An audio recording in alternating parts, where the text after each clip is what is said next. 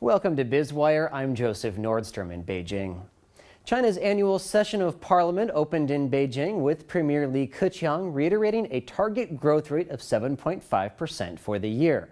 Li presented his work report on the state and direction of the country to the nearly 3,000 members of the National People's Congress, or NPC.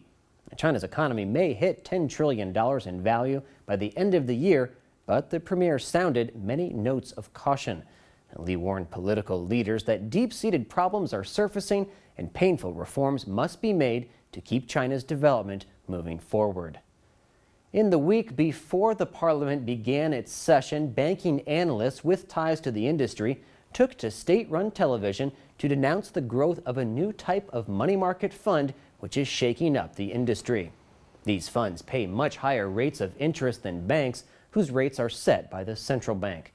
A commentator on state TV called the funds vampires that have deceived savers into moving their money out of the state-dominated banking system. The comments were widely panned on Chinese social media. Online reaction shows people are tired of receiving below-market interest on their deposits, so state-run banks can give state-run companies preferential loans, which few believe is put to efficient use.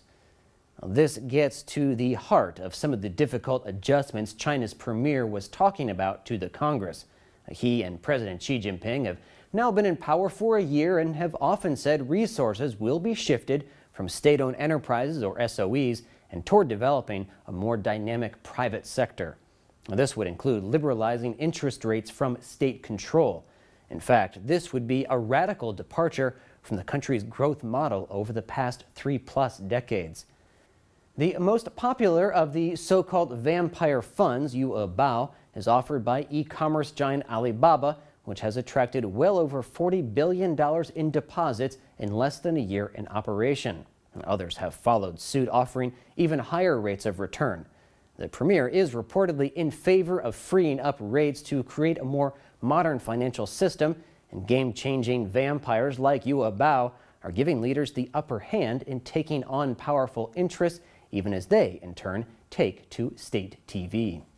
You're watching Biz Wire on the Blue Ocean Network, China's first and only privately owned English-language broadcast media. Our full episode can be seen on our website, BONTV/biz-wire. Let's turn now to Neil Jones for a quick look at a few stories that are buzzing through the markets.